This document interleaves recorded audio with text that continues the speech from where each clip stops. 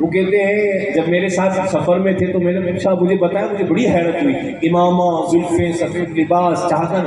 تو جب اس نے بتایا نا میں نیو مسلم ہوں تو میں چوک گیا کہ کیا کہہ رہا ہے.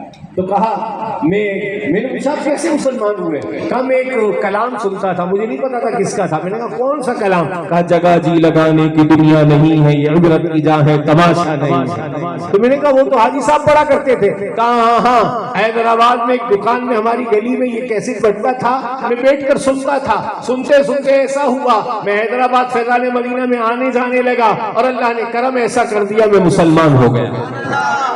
میں آپ کو یہ اپنے واقعات بتا رہا ہوں جو میں نے دیکھے.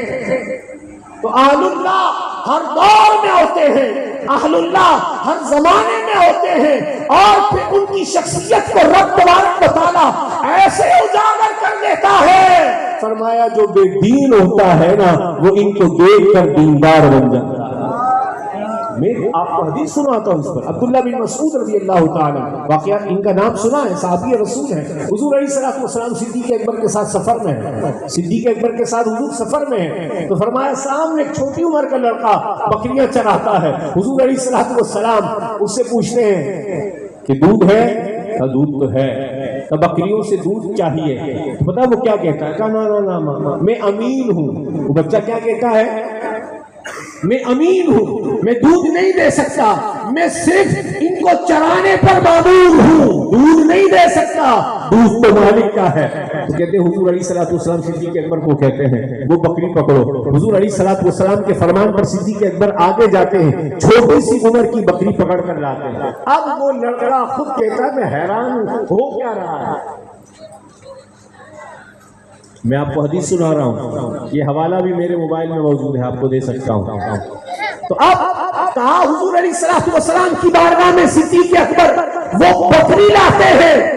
بکری پر حضور سید دو عالم علیہ الصلوۃ والسلام اپنا ید اللہ والا ہاتھ کہ قرآن نے جس دست کو ید اللہ کہا وہ پھیرتے ہیں. کہا بکری جوان ہو جاتی ہے اور تھنوں میں خون دودھ بھر جاتا ہے. تو فرمایا جب تنوں میں دودھ بھر جاتا ہے تو حضور سید دو عالم علیہ الصلوۃ والسلام کو دودھ پیش کیا جاتا ہے. برتنوں میں دودھ بھر کر صدیق کے اوپر پیش کرتے ہیں اور پیتے ہیں اور سیراب کر دیتے ہیں اور اس کی بکری کو روانہ کرتے ہیں. تو یہ لڑکا کہتا ہے میں حیران ہوں کہ ہوا کیا ہے. تو اب وہ حضور سے کلام کرتا ہے کہ آپ مجھے یہ وظیفہ بتائیں گے آپ نے پڑھا کیا ہے، آپ مجھے یہ وظیفہ بتائیں گے آپ نے پڑھا کیا ہے. کہ آپ نے پڑھا، ہاتھ پھیرا، کنوں میں دودھ بھر گیا.